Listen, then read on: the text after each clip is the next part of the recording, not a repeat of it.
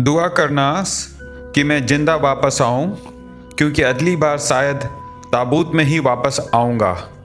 यही वो शब्द जो सैम ने अब्राहम अपने बाप से कहे थे ऑस्ट्रेलिया से निकलते वक्त। सैम अब्राहम 45 और 35 साल से केरला के ऑस्ट्रेलिया के इपिंग शहर में अपनी बीबी सोफिया और 7 साल के बेटे के साथ एक सुकून भरी जिंदगी जी रहा था। दोनों पति पत्नी केरला के रहने वाले थे। ऑस्ट्रेलिया में जॉब मिलने के बाद वहां पर बस गए थे। केरल वापस आते थे, परिवार से मिलते थे, कुछ हफ्ते और बिताते थे। अक्टूबर 2015 में भी वही हुआ। सैम, सोफिया, अपने उनका बेटा तीनों इंडिया आए। 2 हफ्ते परिवार के साथ गुजारे। 12 अक्टूबर को सबसे पहली विदाई ली और ऑस्ट्रेलिया वापस उड़ गए। सैम के माँ बाप को जरा भी अंदाज़ा नहीं था कि वो आखिरी बार जब वो अपने बेटू को जिंदा देख रहे हैं। ऑस्ट्रेलिया पहुंचने के बाद में रात को खाना खाया, बेटी को बुलाया, बेटी को भी सुला दिया। सोफिया हमेशा की तरह जल्दी उठी, किचन में गई, कॉफ़ी बनाई, फिर सैम को जगाने गई, पर सैम नहीं उठा। पहले सोफिया ने सोचा शायद थका हुआ है, इंडिया से लंबे सफ़र पर था, पर उसने हिलाया, नाम लिया, फिर हिलाया, कोई हरकत नहीं। घबराहट बढ़ी, डर बढ़ा, आवाज़ ऊंची होती गई, आंखों में आंसू आ गए। सोफिया की चीखें पड़ोसियों तक पहुंची। पड़ोसी दौड़ कर आए, सैम को देखा, निर्जीव पड़ा था। तुरंत एम्बुलेंस बुलाई गई, पैरामेडिक्स आए, सैम को जांचा और वो बात कंफर्म की जिसे सुनना कोई भी नहीं चाहता था। सैम कुछ घंटे पहले दुनिया छोड़ चुका था। सोफिया को जैसे ज़मीन खिसक गई, दिमाग कुछ समझ नहीं पा रहा था। एक पल के लिए पूरी दुनिया उजड़ गई। 15 अक्टूबर को सैम का शरीर इंडिया भेजा गया। केरला में परिवार तक यह दिल तोड़ने वाली खबर पहुंची। सैम के पिताजी को जब सुना तो बेकाबू होकर रो पड़े और रोते रोते उन्होंने जो बात याद दिलाई जो सैम ने इंडिया छोड़ते वक्त कही थी, दुआ करना कि ज़िंदा वापस आऊं अगली बार, वरना ताबूत में आऊँगा। सैम ने यही बात सब कुछ रिश्तेदारों को भी कही थी, पर किसी ने नहीं सोचा था ये शब्द इतनी जल्दी सच हो जाएंगे। 18 अक्टूबर को सैम का शरीर मेलबर्न से केरला उसके घर पहुंचाया गया। जरूरी रस्में पूरी की गईं और सैम को दफनाया गया उसके घर के पीछे, उसी ज़मीन पे जहां वो बचपन में खेला करता था। पूरा गांव मातम में था, जैसे एक सब ने एक बेटा खो दिया हो। सोफिया 5 दिनों तक सैम के घर पे रही, रोती रही, बिलखती रही, पर उसे पता था कि इंडिया में रहना उसके लिए मुमकिन नहीं होगा। जॉब जाएगी, ज़िंदगी चलानी मुश्किल हो जाएगी। बहुत भरे दिल के साथ उसने मुश्किल फ़ैसला किया, ऑस्ट्रेलिया वापस जाना होगा। उसकी बहन वहीं थी, सोचा उसके पास रहूँगी थोड़ा आसान हो जाएगा। 24 अक्टूबर को सोफिया और उसका बेटा ऑस्ट्रेलिया वापस चले गए।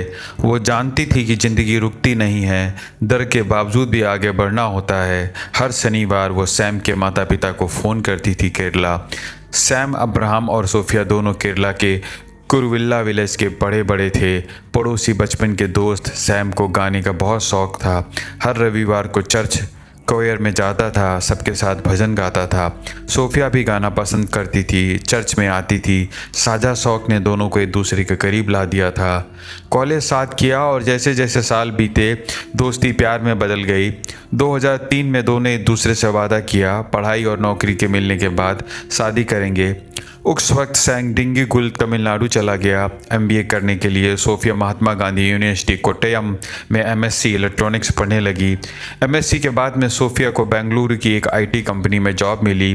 फिर वो तिरुवनंतपुरम चली गई। सैम ने पढ़ाई के बाद एक लोकल बैंक में काम किया, फिर दुबई चला गया, वो एक यूएई फॉरेक्स एक्सचेंज कंपनी में। दोनों के करियर्स बढ़ रहे थे, अलग अलग शहरों में थे, पर रिश्ता बन रहा था और बना हुआ था। जब सैम ने घर में सोफिया के बारे में बताया तो उसके माता पिता ने सख्त विरोध किया।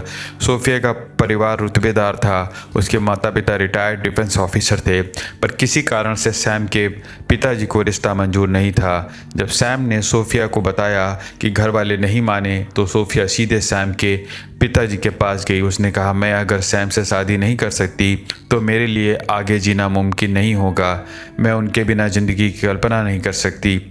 वक्त के साथ सोफिया की नेकी, उसके अदब और उसकी गर्मजोशी ने सैम की माँ का दिल जीत लिया। उसकी माँ ने पति को समझाया। धीरे धीरे दोनों को एहसास हुआ सैम और सोफिया बड़े हैं, अपनी ज़िंदगी का फ़ैसला खुद कर सकते हैं। उनकी खुशी में रुकावट डालना ठीक नहीं है। 2008 में इतनी मुश्किलों के बाद सैम और सोफिया की शादी हुई। 2009 में घर में एक बेटी की किलकारियां गूंज रही थी। सब कुछ ठीक है, ज़िंदगी अच्छी जगह पर है, पर अंदर से कुछ बिल्कुल ठीक नहीं था। सैम की मौत के 10 महीने बाद 12 अगस्त 2016 को सैम के पिताजी के पास ऑस्ट्रेलिया पुलिस का एक कॉल आया। पुलिस ने बताया, आपके बेटे की मौत हार्ट अटैक से नहीं हुई थी, उनकी हत्या की गई थी और हमने आपकी बहू सोफिया को हत्या में शामिल होने के शक में गिरफ्तार कर लिया है। यह सुनकर सैम का पूरा परिवार हिल गया। अगर हार्ट अटैक से मारा गया था तो सोफिया पर हत्या का शक क्यों? यह सवाल सबके दिमाग में घूमने लगा। सच सामने आया सैम पोस्टमार्टम रिपोर्ट से। रिपोर्ट में पूरे केस की दिशा बदल दी। सैम की मौत हार्ट अटैक से नहीं हुई थी, उसे साइनाइड दिया गया था। उसके खून में साइनाइड का स्तर इतना ज़्यादा था कि यह साफ था कि यही मौत की वजह है। पर और भी चौंकाने वाली बात यह थी कि रिपोर्ट में एक नींद की दवाई भी निशान में मिले हैं, यानी पहले उसे बेहोश किया गया, फिर साइनाइड दिया गया। यह कोई अचानक हुई मौत नहीं थी, यह एक सोची समझी केयरफुली प्लान्ड हत्या थी और सारे सबूत एक ही तरफ इशारा कर रहे थे, सोफिया। पर सवाल था, वो सोफिया जो सैम की मौत पर इतनी टूटी हुई थी, वो इतने बड़े जुर्म में शामिल कैसे हो सकती, या उसे फंसाया जा रहा था? और पुलिस को सबसे पहले सोफिया पर शक क्यों हुआ? ऑस्ट्रेलिया पुलिस ने एक बहुत सोचा समझा तरीका अपनाया। पोस्टमार्टम रिपोर्ट मिलने के बाद उन्होंने सोफिया को तुरंत पूछताछ नहीं की और सबसे ज़रूरी बात, उन्होंने सोफिया को यह नहीं बताया कि सैम को साइनाइड दिया गया था। नींद की दवाई के बारे में भी कुछ नहीं बताया। यह एक जानी मानी तकनीक ही है। जब किसी मामले में हत्यारा तुरंत पकड़ा नहीं जाता तो कुछ वक्त तक सामान्य ज़िंदगी जीता है। उसे लगता है शक कम हो गया है, पुलिस का ध्यान हट गया होगा। जैसे जैसे वो रिलैक्स करने लगता है, गलतियां होने लगती हैं। पुलिस यही चाहती थी कि उन्होंने सर्विलियंस टीम बनाई सोफिया की जानकारी के बारे में। पहली टीम सोफिया का फीचा करती थी, उसकी हर रोज़ की गतिविधियां और मुलाकातें नोट करती थी। दूसरी टीम उसके फ़ोन कॉल्स को रिकॉर्डिंग करती थी, हर बातचीत सुनती थी। तीसरी टीम उसके बैंक रिकॉर्ड्स खंगालती थी, कोई अनयूजुअल ट्रांजैक्शन तो नहीं है जो ढूंढती थी। या कोई 1-2 दिन का काम नहीं था, महीनों तक यह चला। पुलिस जानती थी सावधान से सावधान इंसान भी वक्त के साथ में गलती करता है और वो इंतज़ार करने को तैयार थे। सैम की मौत के 5 महीने बाद पुलिस को एक बड़ा सुराग मिला। सोफिया ने सैम की गाड़ी एक आदमी के नाम ट्रांसफ़र कर दी थी। उस आदमी का नाम था अरुण कमलासनन। बस यहीं नहीं रुकी, उसने अरुण के साथ एक जॉइंट बैंक अकाउंट भी खोला और सैम के सारे पैसे उस अकाउंट में ट्रांसफ़र कर दिए। सर्विलियंस टीम को एक और चीज़ दिखी। सोफिया कई दिनों से अरुण से चुपके मिल रही थी। दोनों मेलबर्न के किसी पार्क में मिलते थे, कभी कभी छोटे कैफ़े में, हमेशा ऐसी जगह जहां कोई देख ना सके, बेहद सावधानी के साथ में। दूसरी टीम उनकी फ़ोन कॉल्स रिकॉर्ड कर रही थी। इन कॉल्स का कुल वक्त 100 घंटे से ज़्यादा था। अब सवाल था, यह अरुण कमलासन कौन है? सैम की मौत से उसका क्या रिश्ता है? यह जानने के लिए थोड़ा पीछे जाना होगा। 2003 में सैम ने सोफिया से शादी का वादा किया था और MBA करने डिंगीगुल चला गया था। उधर सोफिया कोयट्टम के महात्मा गांधी यूनिवर्सिटी में MSc इलेक्ट्रॉनिक्स पढ़ रही थी। वहीं पर उनकी मुलाकात अरुण कमलासन से हुई। पहले दोनों अच्छे दोस्त बने, साथ पढ़ते, बातें करते, वक्त गुजारते। धीरे धीरे दोस्ती गहरी हुई और सोफिया जो सैम के साथ कमिटेड रिश्ते में थी, अरुण की तरफ खींचने लगी। रिश्ता इतना गहरा हो गया कि सोफिया ने खुद अरुण को प्रपोज किया। दोनों बहुत करीब आ गए। कॉलेज के आखिरी दिनों में अरुण ने ग्रेजुएशन किया और 2005 में उसे जॉब मिल गई। उधर सैम और सोफिया की पढ़ाई भी खत्म होने के बाद दोनों फिर मिलने लगे। पर जिस बात ने सैम के अंदर तक हिला दिया था, सोफिया ने उसे कभी अरुण के बारे में नहीं बताया। वो राज दबा रही थी। 2008 में सैम ने सोफिया को प्रपोज किया, खुशी खुशी बताया कि उसे ओमान में जॉब मिल गई है, अब शादी का वक्त आ गया है। दोनों एक पारंपरिक ईसाई रस्म के साथ शादी करी। 2009 में बेटा पैदा हुआ।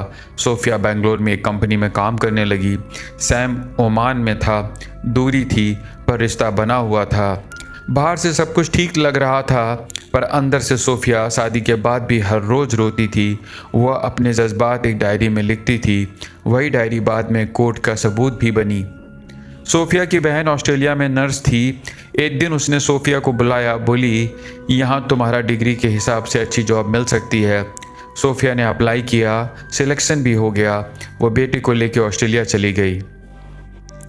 उधर सैम ओमान से बार बार कह रहा था कि यहाँ आ जाओ, साथ रहेंगे, पर सोफिया ने ओमान जाने की जगह ऑस्ट्रेलिया को चुना, क्योंकि अरुण पहले से ही ऑस्ट्रेलिया में रह रहा था। जॉब सिर्फ एक बहाना थी। सैम अपनी बीबी और बेटे के बिना रहना नहीं चाहता था। उसने अपनी कंपनी से ऑस्ट्रेलिया ट्रांसफ़र मांगा।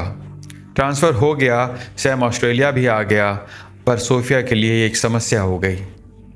सैम के ऑस्ट्रेलिया आने से सोफिया परेशान हो गई।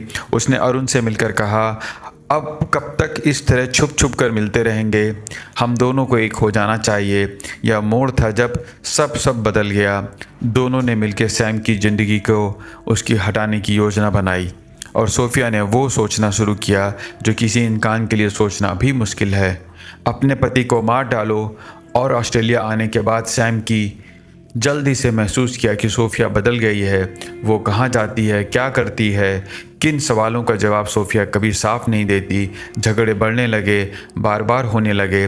पर हर साल की तरह अक्टूबर 2015 में दोनों केरला आ गए, और वहाँ सैम ने अपने परिवार को एक चौंकाने वाली बात कही, मुझे लग रहा है मैं जल्द मर जाऊंगा। मेरे नाना की कब्र के पास मुझे दफनाना। उसी वक्त किसी ने नहीं जाना कि ये शब्द कितने सच साबित होने वाले हैं।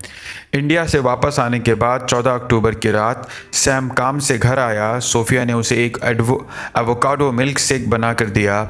सैम को जरा भी नहीं पता था कि उस मिल्क शेक में उसे नींद की गोलियां मिलाई गई हैं। सैम ने पिया, कुछ ही मिनटों में वो बेहोश हो गया। उसी वक्त अरुण, जो घर के अंदर पहले से ही छुपा बैठा था, बाहर निकला। सैम को बेहोश देखकर अरुण ने सोफिया से कहा, ऑरेंज जूस बनाओ। सोफिया ने बिना एक पल रुके जूस बनाया और उसमें भारी मात्रा में साइनाइड मिला दिया। दोनों ने मिलकर बिना किसी रहम के वो जहरीला जूस सैम के मुंह में डाल दिया। असर तुरंत हुआ। सैम के मुंह से झाग निकलने लगा, उसका शरीर तड़पा और फिर वो हमेशा के लिए शांत हो गया। सब हो जाने के बाद अरुण और सोफिया उसी कमरे में बैठे रहे जहां सैम की मौत हुई थी। जब उन्हें यकीन हो गया कि कोई खतरा नहीं है, अरुण घर से निकला सोफिया को अकेले छोड़कर, और उस रात सोफिया सैम की निर्जीव लाश के बगल में ही सोती रही। सुबह हुई, सोफिया ने अपना रोने का नाटक शुरू किया। इतना कन्विंसिंग था कि उसका परफॉर्मेंस कि पुलिस को भी लगा सैम की मौत एक नेचुरल तरीके से हो गई है। वह सैम के नाम पर रोई, चीखी, टूटी हुई बीवी का किरदार निभाया। उसने अपने छोटे बेटे को भी अपने पिताजी की लाश दिखाई, जैसे उसे कुछ पता ही ना हो। फ्यूनरल के बाद में सोफिया ऑस्ट्रेलिया वापस आई और अरुण के साथ अपना रिश्ता जारी रखा। दोनों को लगा उनका राज सेफ है, कोई नहीं जानता। पर एक तेज नज़र वाले पुलिस ऑफिसर की नज़र उन पर पड़ चुकी थी। पुलिस अरुण पर नज़र रख रही थी। एक ऑफिसर ने नोटिस किया, अरुण एक ही बार में बार बार आता है। ऑफिस के प्लान बनाया कि वो उसी बार में जाने लगा। अरुण की हर हरकत देखता रहा। धीरे धीरे उसने दोस्ती बढ़ाई। अरुण को जरा भी नहीं पता था कि एक पुलिस वाला आदमी है। दोनों अच्छे दोस्त बन गए। एक रात जब अरुण काफ़ी नशे में था, उसकी ज़ुबान खुल गई। उसने वो सब बोल दिया जो उसने किया था। अरुण जब पूरी तरह बेहोश हो गया, ऑफिसर्स ने उसका फ़ोन उठाया, चेक किया, और वहाँ मिला सबसे बड़ा सबूत। सोफिया के साथ अरुण की फ़ोन कॉल रिकॉर्ड्स। इस पक्के सबूत के साथ पुलिस ने कोर्ट में परमिशन मांगी सैम की कब्र खोदने की, जहां कोर्ट ने कह दिया जब सोफिया अरुण से पूछताछ हो रही थी उसी वक्त केरला में सैम की कब्र खोदी गई। पोस्टमार्टम हुआ, नतीजा कंफर्म हुआ, सैम के शरीर से साइनाइड था। पूछताछ के दौरान में सोफिया और अरुण दोनों ने कबूल कर लिया। जज ने फैसला सुनाया, अरुण कमलासन 27 साल की जेल बिना पेरोल के, सोफिया 22 साल की जेल बिना पेरोल के। सज़ा सुन के सोफिया टूट गई, रोने लगी। जज से गुजारिश करी, मेरा एक बेटा है, सज़ा कम कर दो। जज ने जवाब दिया, बच्चे के लिए यही बेहतर है कि तुम उसके पास ना रहो, और बेटी की कस्टडी सोफिया की बहन सोनिया को दे दी।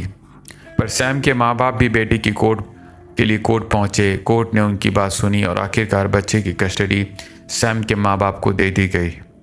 कोई भी राज हमेशा के लिए दफन नहीं रहता। सच हमेशा किसी न किसी रास्ते से बाहर आ जाता है। जैसे सैम का सच आया एक बार में, एक नशे में डूबी रात में, और जो शख्स अपनी ज़िंदगी के लिए ताबूत वाली बात कह गया था उसे आखिर में इंसाफ मिला, पर ज़िंदगी खो गई। क्राइम की दुनिया नंबर 1। फिर मिलते हैं अगले केस में साक्ष्यों के साथ में।